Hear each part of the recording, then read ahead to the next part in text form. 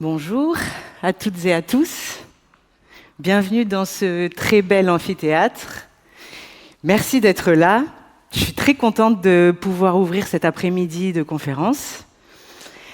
Alors aujourd'hui, moi, je vais vous parler de rap, de reconnaissance sociale et de génération.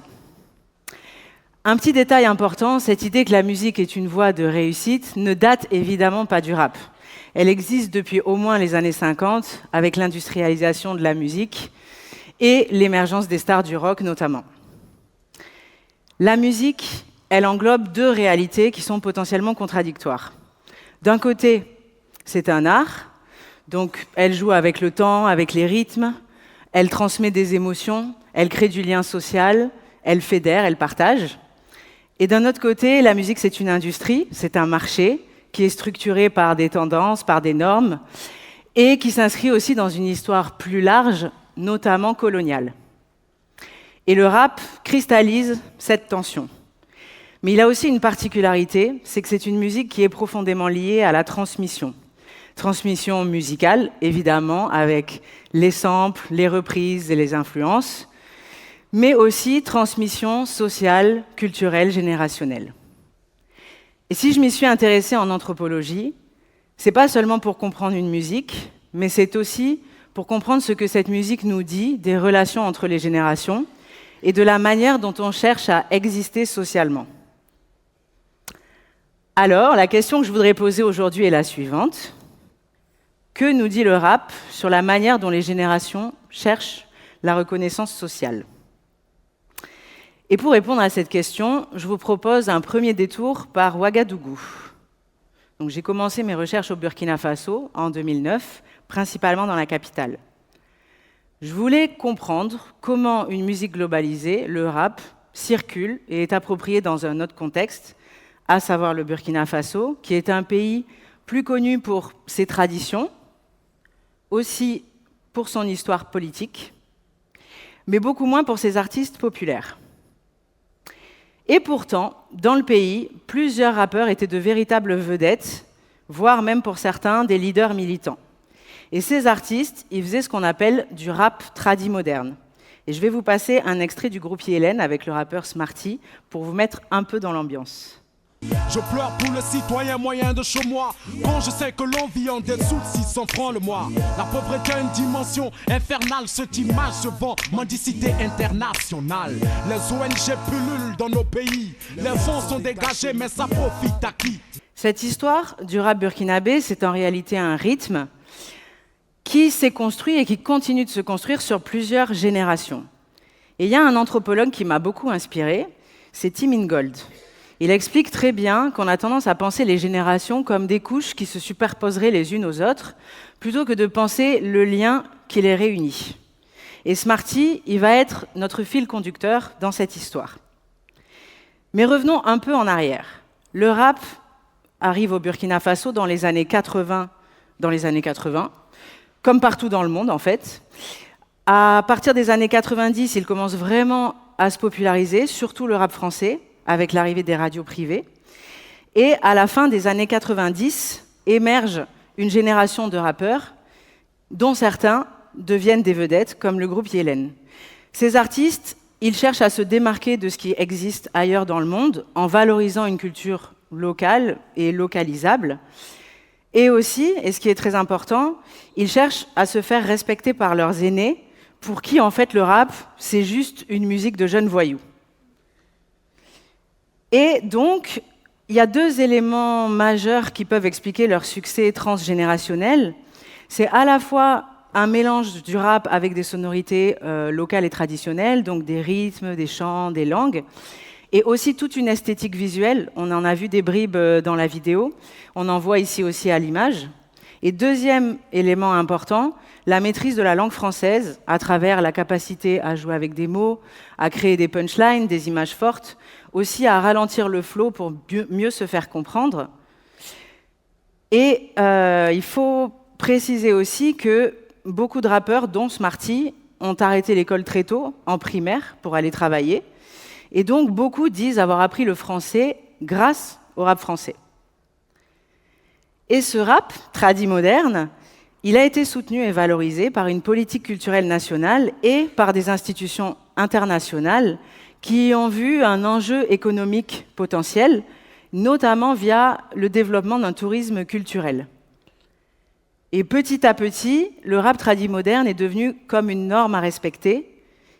Ce que je veux dire par là, c'est qu'il était très difficile à ce moment-là de se faire connaître en tant que rappeur en sortant de cette case. Poursuivons un peu dans le temps. En 2012, le groupe Yélène se sépare et Smarty se lance dans une carrière en solo. Je voudrais vous passer un petit extrait de son premier single, Le chapeau du chef. Le problème d'un roi est la distance entre la vérité reçue et ce que le peuple pense de lui. Malgré la tension qui devenait immense, c'est sur les mêmes mélodies que le griot du roi danse. Le miel attire les mouches, la pourriture aussi. La royauté attire du monde, mais la chute aussi. Les riches ont fait partie, femmes et enfants. Dans le village, il ne restait que les familles des pauvres gens. Victimes innocentes des manigances, si proches d'un futur teinté de violence. Désolée de couper les chansons comme ça. Donc Smarty gagne le prix découverte RFI en 2014. C'est un réel aboutissement pour lui, c'est une vraie reconnaissance, pas uniquement pour lui, mais aussi pour le rap burkinabé en général, qui peine à sortir de ses frontières. Et lui, à ce moment-là, il espère se lancer dans une carrière internationale avec un ancrage en France. Mais là, il va se heurter à de nouvelles cases qui sont celles de la world music, celles du rap africain aussi, tel qu'il est perçu en France à ce moment-là. Et donc, il finit par rentrer au pays. Et en 2015, le pays traverse une crise assez grave, il se ferme, et à ce moment-là, le rap tradi moderne commence à s'essouffler, et c'est pas un hasard que ça se passe au même moment. Et là, une nouvelle génération de rappeurs émerge, influencée cette fois-ci par un nouveau rythme, la trap music, un sous-genre du rap venu d'Atlanta. Et je voudrais vous passer un dernier extrait de Smarty qui met bien en lumière les changements de rythme au sein d'une même carrière. Et là, vous allez voir que ce qui compte, c'est vraiment l'énergie, la colère. C'est aussi un rapport à l'argent qui change, qui passe de critique à décomplexé, ce qui est vu comme un juste retour des choses. Désolé, je suis en mission, je vais récupérer nos colonies.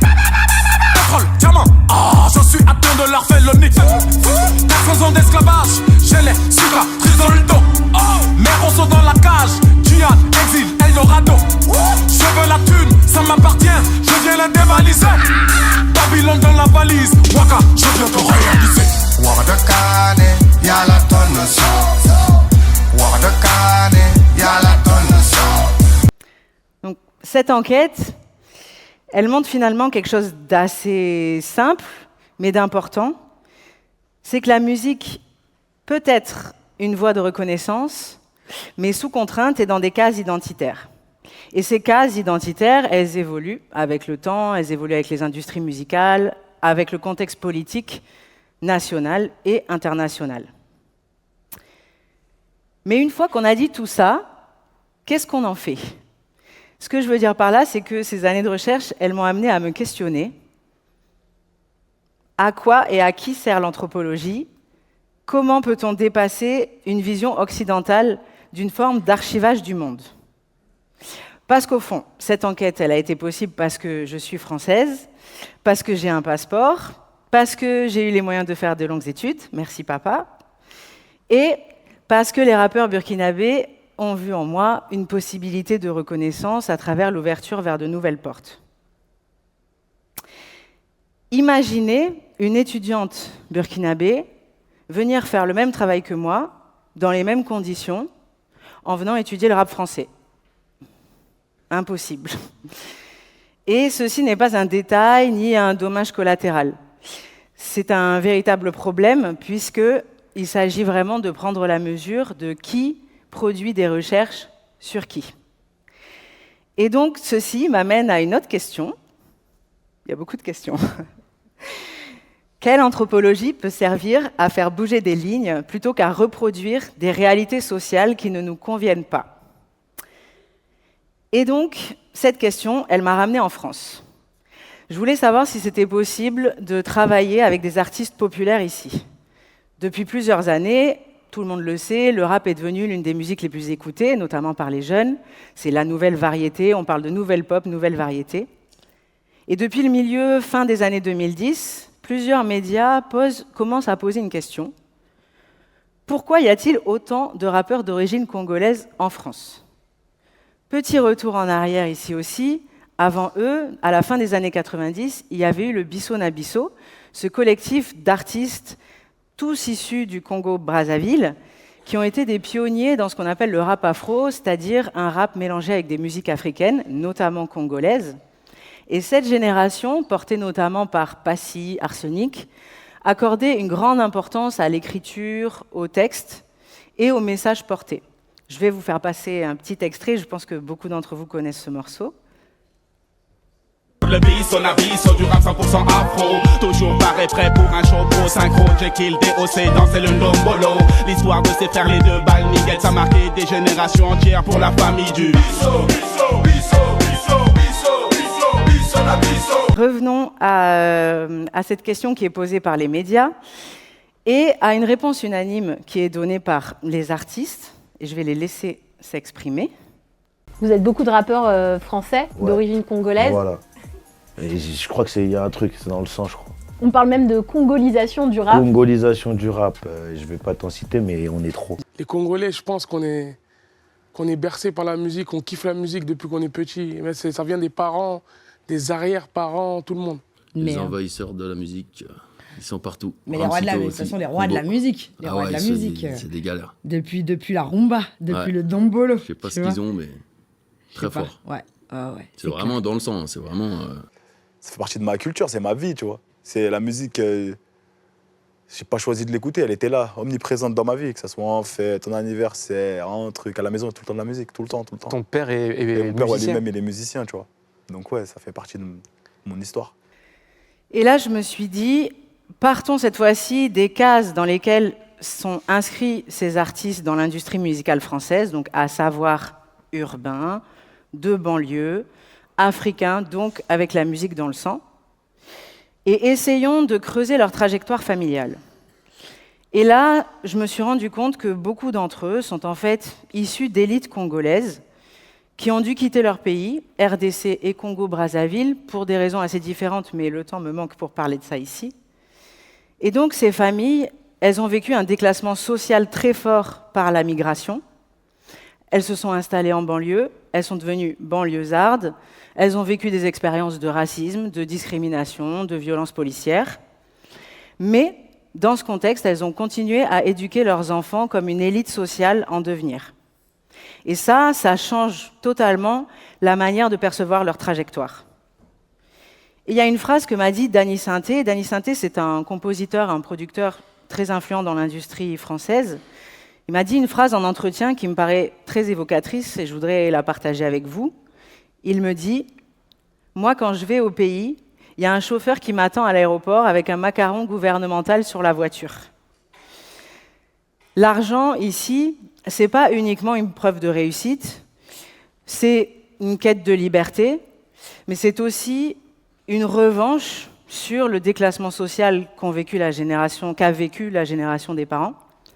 Et c'est aussi une revanche sur la génération des rappeurs précédentes, dont le message engagé a finalement été très peu entendu dans la société française.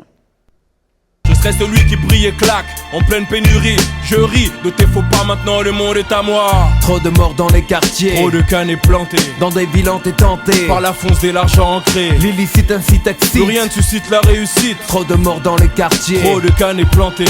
Et si on revient à ce que dit Tim Ingold, il explique bien qu'on a tendance à comparer ou à opposer des générations, plutôt que d'essayer de comprendre ce qui les rassemble, leurs similitudes et aussi les continuités.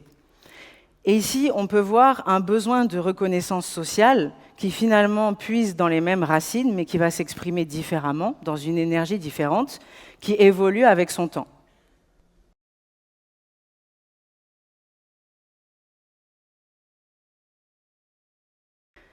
On comprend alors que la transmission, elle n'est pas seulement musicale, elle est bien générationnelle et sociale. Et comprendre ces trajectoires artistiques et familiales permet finalement de déconstruire beaucoup d'imaginaires. Au départ, j'ai posé une question. Que nous dit le rap sur la manière dont les générations cherchent la reconnaissance sociale?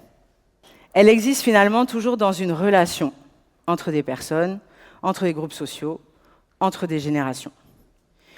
Et tout ce travail, il devait se transformer en série documentaire pour une plateforme de streaming. Le projet n'a pas abouti. Et cet échec m'a appris quelque chose de très important et je voudrais partager ça avec vous et terminer là-dessus. Aujourd'hui, le récit de soi est devenu un business. Avec l'arrivée des réseaux sociaux et des plateformes de streaming, chacun veut produire son documentaire, veut contrôler son récit, son image, et chacun veut devenir le modèle pour les autres. Et ce contexte pose une question qui finalement dépasse largement le rap. Encore une question. Dans un monde capitaliste où le récit de soi se monétise, qu'apporte l'anthropologie? Est-ce qu'elle doit continuer à documenter la vie des autres? Ou bien est-ce qu'elle doit essayer de créer du lien là où il n'y en a plus? Parce qu'au fond, tout ce dont j'ai parlé aujourd'hui parle de la même chose, c'est-à-dire d'un lien social qui n'est jamais acquis et dont il faut prendre soin. Et pour moi, il ne s'agit donc pas seulement de documenter les sociétés, mais donc d'essayer d'œuvrer à construire des conditions d'une reconnaissance mutuelle. Et je vous remercie pour votre attention.